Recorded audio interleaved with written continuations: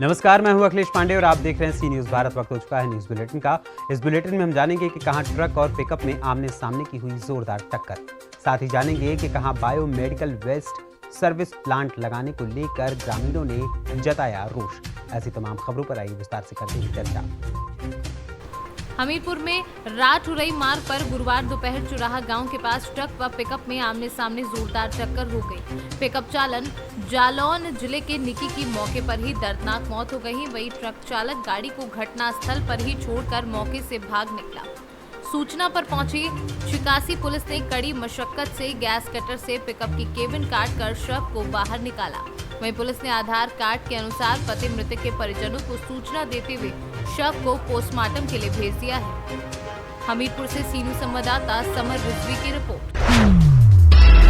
महाराजगंज जिले के नौतनवा क्षेत्र के बरवा कला के पास रेलवे ट्रैक के किनारे सरकार द्वारा लगभग 1 एकड़ की जमीन में बायोमेडिकल वेस्टेज सर्विस प्लांट बनवाने की पहल की जा रही है। आपको बता दें कि यहां पर अस्पतालों के कचरे को स्टोर किया जाएगा व उसका रिसाइकिल भी किया जाएगा, लेकिन यहां के ग्रामीण प्लांट बनने का विरोध कर रहे हैं। ग्रामीणों का कहना है कि अगर ये प्लांट यहां बन जाएगा तो आसपास की आबादी वाले गांव में कई तरह के संक्रामक बीमारी और पर्यावरण प्रदूषित होने का खतरा बढ़ जाएगा।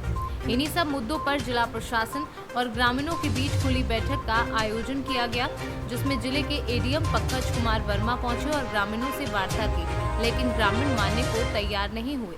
जबकि पोल्यूशन विभाग का कहना है कि बायोमेडिकल प्लांट बनने के बाद यहां पर सुरक्षा मानकों का खासा ध्यान रखा जाएगा।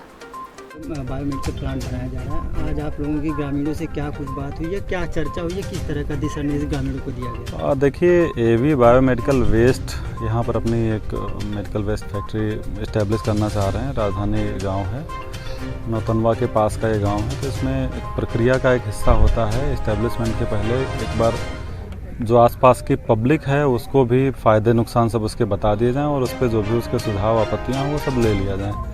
उसी के क्रम में आज जन सुनवाई हुई, जिसमें गाँव के लोगों ने, सब लोगों ने जो अपनी बात रखना चाह रहे थे उन सब लोगों ने प्रतिभाग किया, अपनी बात रखी है। पोल्यूशन बोर्ड ने सब बातों को नोट किया है। अब उसकी बातों का निराकरण करने के उपरांत ही कोई निर्णय लिया जाता है, तो उस प्रक्रिया का पालन करते हुए कोई निर्णय लिया जाए। महाराजगंज से सीनू संवाददाता अंगद शर्मा के साथ श्रवण यादव की रिपोर्ट। मेरठ के कंकरखेड़ा थाना क्षेत्र के नंगला ताशी निवासी 30 वर्षीय नेहा का रोटा रोड स्थित पूटखास निवासी राहुल से तलाक हो गया था। तभी से महिला अपने 5 वर्षीय बेटे के साथ किराए के मकान में रहने लगी। इसी बीच महिला की मुलाकात क्षेत्र में रहने वाले अभिषेक नाम के युवक से हो गई। अभिषेक टाइल्स पत्थर लगाने का काम करता है। उसने शादी का झांसा देकर महिला को अपने प्रेम जाल में फंसा लिया।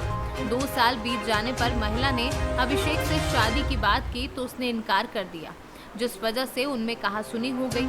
2 सप्ताह पहले महिला ने अभिषेक के खिलाफ कांकरखेड़ा थाने में शिकायत पत्र दिया, लेकिन कार्यवाही नहीं हुई। इसी बात से नाराज होकर महिला ने कंकरखेड़ा स्थित एक दुकान से 40 रुपए का तारपीन का तेल खरीदा और एसएसपी ऑफिस लेकर पहुंच गई, जिसे पुलिसकर्मियों ने देख लिया। महिला अभिषेक से शादी की जिद पर अड़ी है। दोनों पक्षों को थाने बुला लिया गया है। उन्होंने आपस में बात करने का समय मांगा है।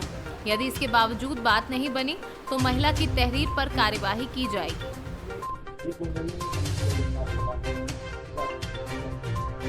एक महिला आई थी, उसका विशेष कारण था, एक लड़के से उसका शरीर संबंधी शिकायत लेकर आई थी और उसने प्रयास करने की कोशिश की थी। उससे पहले महिला काउंसिल में दिया गया और जो भी उसकी समस्या है उसको निराकरण करा दिया। अब ये तो प्रक्रिया में नहीं आ रही है, ऐसी बात है। जो भी दोषी करनी होगा उसको मेरठ से सीनू संवाददाता शुभम की रिपोर्ट। विकासखंड हलिया के प्रतिष्ठित, सम्मानित एवं ईमानदार छवि का रसूख रखने वाले ग्राम सभा हलिया के पूर्व ग्राम प्रधान सत्यदत्त तिवारी उर्फ गोपी तिवारी 58 का गुरुवार को प्रयागराज जिले के एक निजी अस्पताल में उपचार के दौरान निधन हो गया। वह काफी दिनों से हृदय रोग से पीड़ित थे।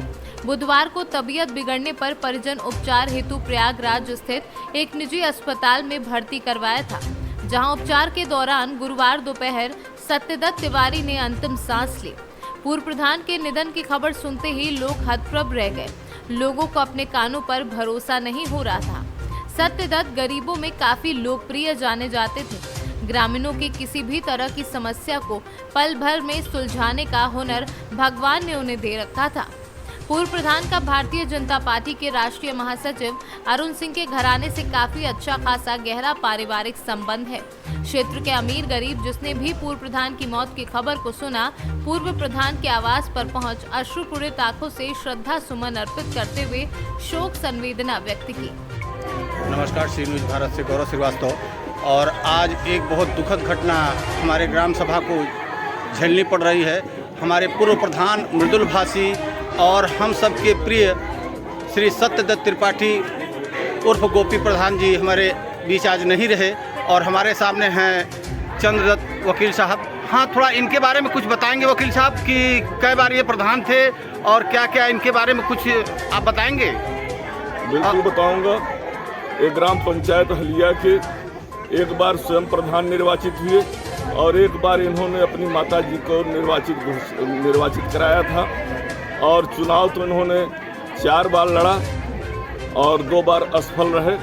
ये पिछले कार्यकाल में जब ये स्वयं प्रधान थे तो प्रधान संघ के अध्यक्ष भी ब्लॉक हलिया के जो निर्वाचित हुए थे। मिर्जापुर से सीनू संवाददाता गौरव श्रीवास्तव की रिपोर्ट। सासाराम के प्लेटफॉर्म संख्या 2 पर उस समय अफरा तफरी का माहौल कायम हो गया जब एक महिला महाबोधि एक्सप्रेस से चढ़ने के दौरान फिसलकर गिर पड़ी। महिला के गिरने के साथ ही ट्रेन आगे बढ़ने लगी। इसके बाद लोगों के मन में एक ही प्रश्न उठ रहा था कि आखिर कैसे महिला को बचाया जाए। किसी तरह से वहां लोगों के द्वारा महिला को सुरक्षित बचा लिया गया। तब जाकर स्टेशन परिसर में मौजूद लोगों ने राहत की सांस ली। बताया जा रहा है कि दिल्ली की ओर जाने वाली ट्रेनों में इतनी भीड़ रही कि जिस भीड़ के कारण बुजुर्ग महिलाएं उतर व चढ़ नहीं पा रही थी। लोग दरवाजे पर खड़े रहते हैं जिस कारण से महिला व बुजुर्ग ट्रेन पर उतर चढ़ नहीं पाते हैं। ये एक दिन की नहीं बल्कि कुछ दिनों से समस्या बनी हुई है। इसके बावजूद रेलवे प्रशासन के द्वारा कोई ध्यान नहीं दिया जा रहा है। दिल्ली जाना है। कौन से गाड़ी धर रही थी? महाबोधि। क्या स्थिति थी, आप नहीं चढ़ पाई? गेट नहीं छोड़ रहे हैं, बस यही स्थिति है।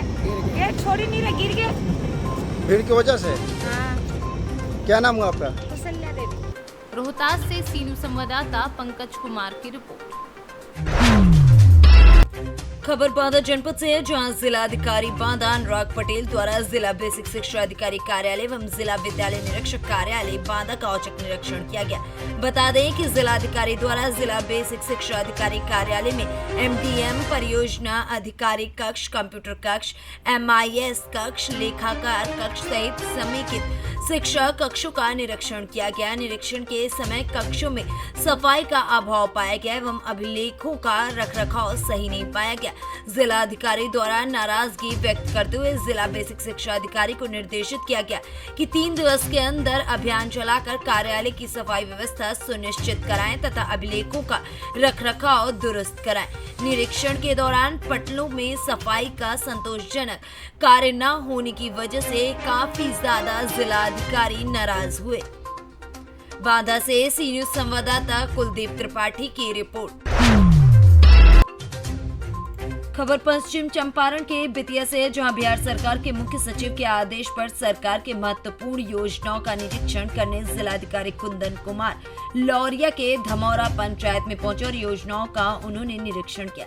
निरीक्षण के दौरान जिलाधिकारी ने वृंदावन बाढ़ से कटाव समेत अन्य चीजों को लेकर गहनता से जांच की और उपस्थित अधिकारियों को आवश्यक दिशा निर्देश भी दिए। जांच के दौरान जिलाधिकारी ने बताया कि सभी संचालित योजनाओं का रूटीन जांच किया जा रहा है। आवास योजना में 46 लाभार्थी ऐसे मिले जिनका आवास अपूर्ण है। इस दौरान संबंधित कर्मियों को फटकार लगाते हुए जल्द कार्य पूर्ण करने के निर्देश भी दिए गए।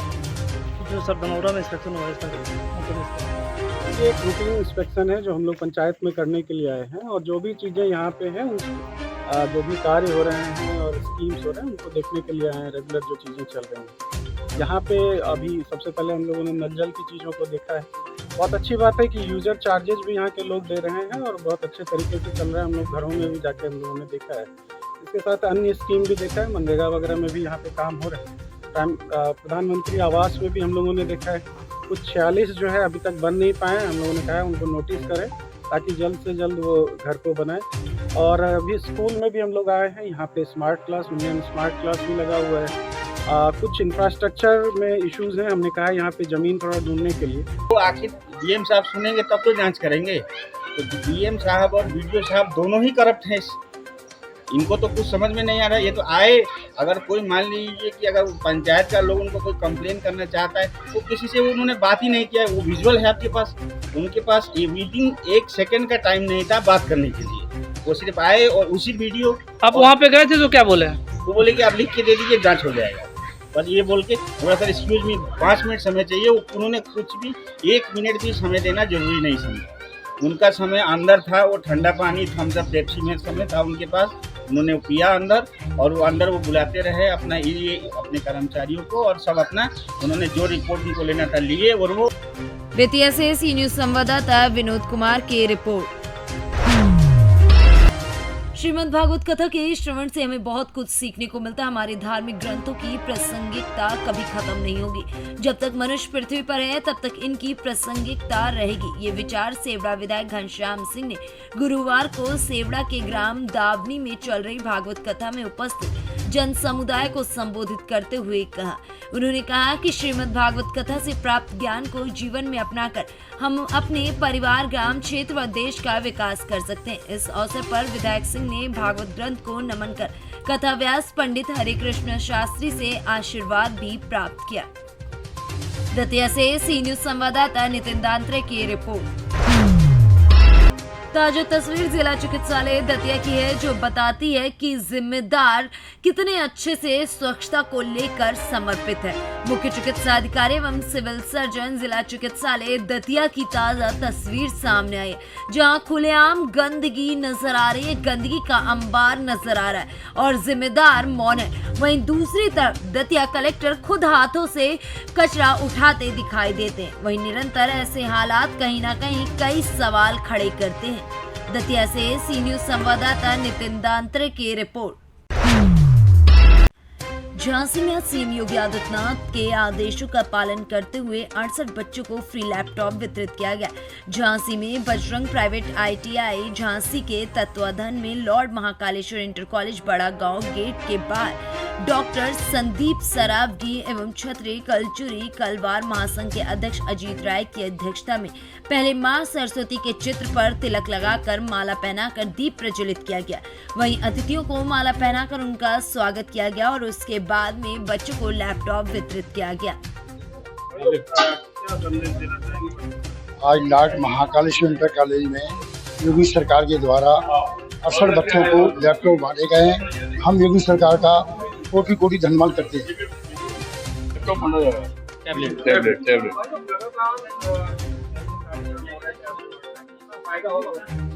बच्चों का फायदा बिल्कुल होगा माननीय, क्योंकि कुछ बच्चे ऐसे हैं कि वास्तव में जिनके पिता मतलब कठिन परिश्रम करने के बावजूद भी अपने बच्चों को वो अवेलेबल नहीं करा पाते व्यवस्थाएं। उन व्यवस्थाओं के लिए हम योगी सरकार को धन्यवाद करना चाहते हैं, माननीय मुख्यमंत्री जी को, और श्री बजरंग प्राइवेट ITI के जो हमारे चंद्रशेखर प्रजापति जी डायरेक्टर हैं जो हमारे बगल में खड़े हुए हैं, और विशाल गुप्ता प्रबंधक जी हैं, अजित राय कलचुरी तलवार महासंघ के अध्यक्ष जी हैं, और मैं यहाँ पे मुख्य अतिथि के रूप में जो आया हूँ बच्चों के लिए। इनसे हमने वादा भी किया है इस बात का कि भविष्य में भी सरकार जो कर रही है वो तो सरकार का दायित्व है। भैया योगी सरकार द्वारा जो मुफ्त टैबलेट बच्चों को बांटे गए, हमारे विद्यालय के 68 विद्यार्थियों को ये टैबलेट मिला है। Bajrang ITI private ITI Parichha Jhansi के बच्चों को 68 बच्चों को ये टैबलेट मिला है। हमारे मुख्य अतिथि संदीप सरावगी और अजीत राय के सानिध्य में इन बच्चों को सब टैबलेट दिए गए। बच्चों से आशा की गई है कि इन बच्चों को इसका टैबलेट का सही यूज करें, मिस यूज ना करें और तकनीक का फायदा उठाएं। तकनीक जो नई तकनीक के लिए योगी सरकार ने इनको जो साथ दिया है और इनको जो टैबलेट दिया है उसका यूज करके ये अपने भविष्य को उज्ज्वल बनाएं। यही बच्चों को शुभकामनाएं। हार्दिक bureau report C news Bharat. फिलहाल के लिए इस बुलेटिन में इतना ही। देश दुनिया की तमाम खबरों के लिए देखते रहें सी न्यूज भारत। हर खबर आपके साथ, आपके हाथ।